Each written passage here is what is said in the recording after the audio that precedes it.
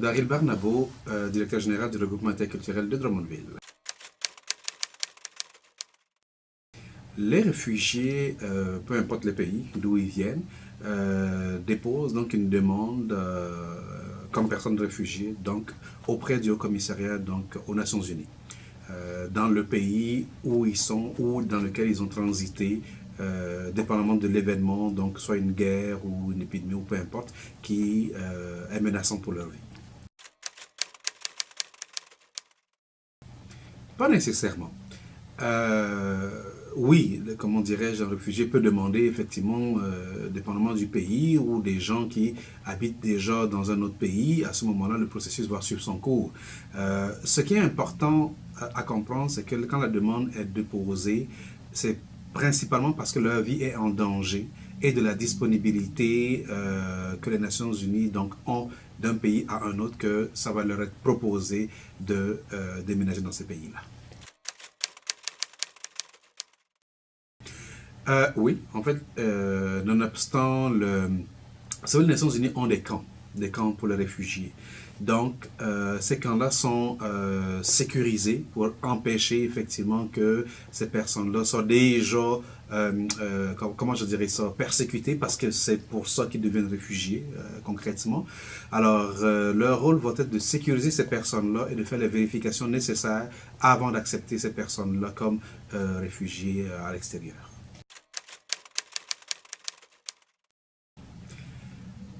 C'est une boule de cristal, cette question. Tout dépend en fait de la disponibilité donc dans les pays dans lesquels les gens vont être acceptés. Tout dépend des vérifications qui vont être faites. C'est plusieurs facteurs qui rentrent en ligne de compte finalement.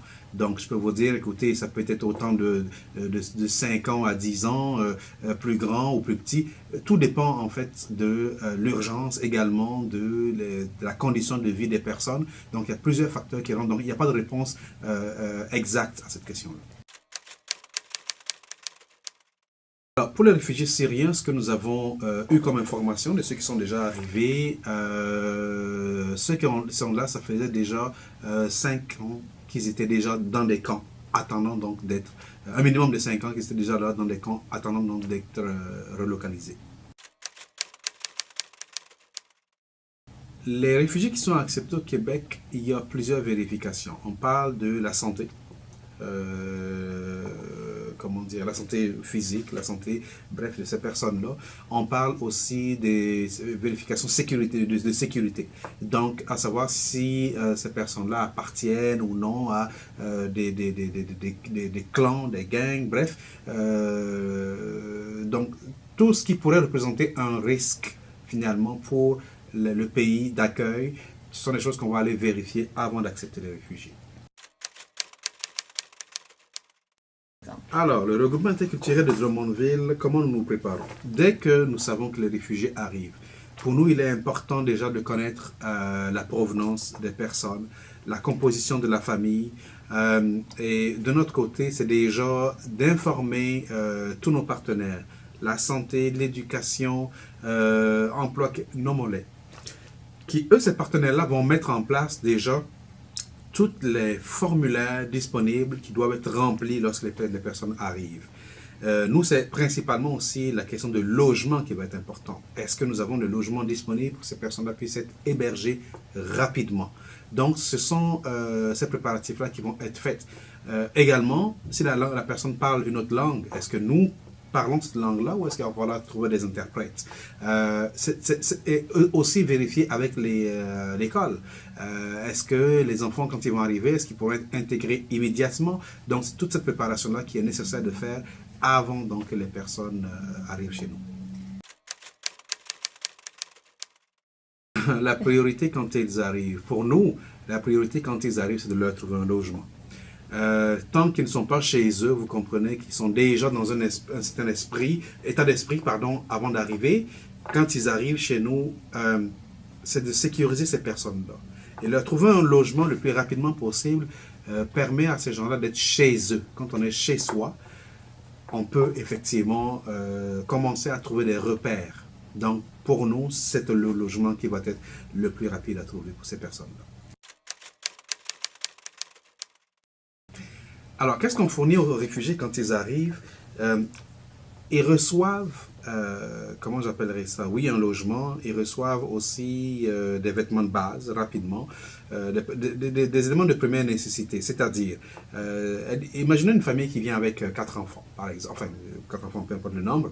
Ils vont recevoir tout ce qu'il faut, justement, un bébé, des couches, comment dirais-je, des crèmes, des pommades. Donc, ils vont recevoir tout ça pour les besoins de base. Dans un logement, ils vont recevoir également un poêle et un frigidaire.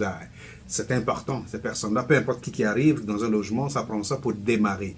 Après ça, ces réfugiés vont se meubler tranquillement, donc d'autres choses qu'ils ont besoin. Mais c'est vraiment la première nécessité qui leur est offerte quand ils arrivent. En fait, il faut comprendre que les réfugiés qui viennent ici, même si il y a un billet d'avion, certes, qui est payé, pour lequel ils viennent, ça ne leur est pas donné. C'est une dette. Ils doivent le rembourser. Donc, même si par la suite ils sont sur l'aide sociale, et d'ailleurs, Emploi Québec nous dit que les réfugiés restent beaucoup moins longtemps sur l'aide sociale que la majorité. Ce sont les personnes qui vont avec leurs moyens financiers, ou enfin bref, oui, leurs moyens financiers vivent au minimum. Maintenant, ils vont chercher à travailler pour rembourser ces dettes-là parce qu'ils ne vivaient pas avec une dette en venant. Donc ça, il faut définitivement le comprendre parce que dès qu'ils arrivent ici, tous les montants qui sont engagés pour eux deviennent une dette pour eux autres. Une fois installés, les réfugiés, certainement, oui, reçoivent la visite de nos intervenants. L'objectif étant de les installer dans un premier temps adéquatement, puis s'assurer que tout est conforme. C'est-à-dire, nous faisons le guide du locataire. Donc, dans un appartement, on leur apprend comment s'installer, comment utiliser la machinerie, comment, bref, être le plus à l'aise possible, comment ne pas briser l'appartement, comment vivre en société également. Donc, il y a des règles que nous passons à travers, avec lesquelles nous passons à travers, et nous leur remettons d'ailleurs un guide du logement. Et ce guide-là leur permet de comprendre comment vivre en société, dans nos appartements, comment les utiliser, bien qu'on le leur explique, on le leur remet aussi. Et ce guide-là est fait d'ailleurs en plusieurs langues. Donc les réfugiés cités le recevront en langue arabe, concrètement. Alors, pour nous, intégrer un réfugié, ce n'est pas juste l'installer. C'est offrir tout de suite un programme de jumelage. Un réfugié, un immigrant et une famille québécoise ensemble. Bien sûr, la barrière de la langue peut être un handicap au départ, mais on s'entend que c'est deux familles qui vont à travers des signes. Les enfants, ils n'ont pas besoin de traducteurs, c'est des éponges, fait qu'ils arrivent à parler, à jouer sans problème. Mais deux familles ensemble, ils arrivent à trouver, oui, des façons de communiquer, que ce soit en anglais ou bref, et véhiculer des valeurs. Donc, on leur demande de passer un minimum de 3 heures par semaine ensemble. Soit à prendre un café, soit voir comment ça va, soit donc accompagner ces personnes-là à une activité ou autre. Alors, pour nous, c'est une des façons de bien intégrer les personnes quand ils arrivent au Québec, de s'assurer aussi qu'ils soient, oui, le plus à l'aise. Ça facilite l'intégration et ça fait d'eux, plus tard, des personnes, des Québécois à part entière.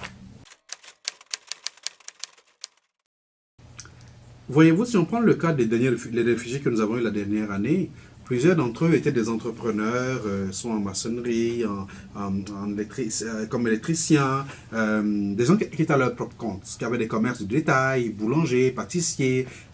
Donc, c'est majoritairement ce genre de formation que les gens avaient.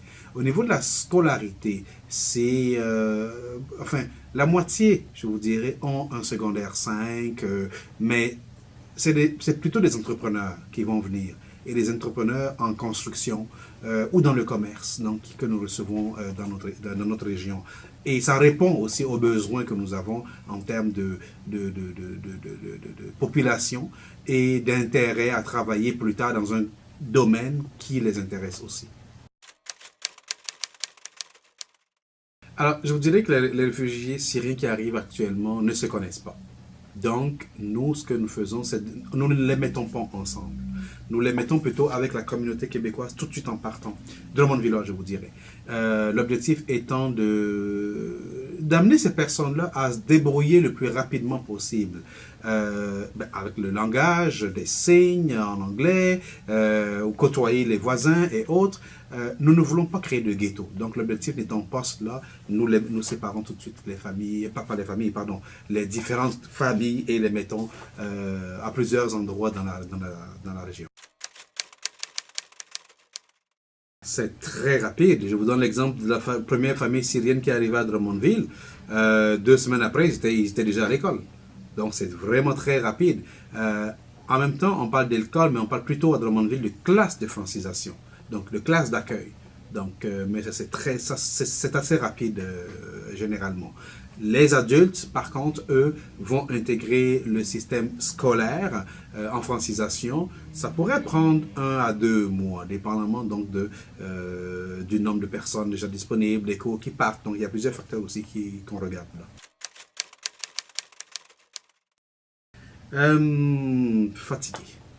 Fatigué, exténué. Ils ont un gros deuil à faire. Ce n'est pas par choix qu'ils quittent leur pays.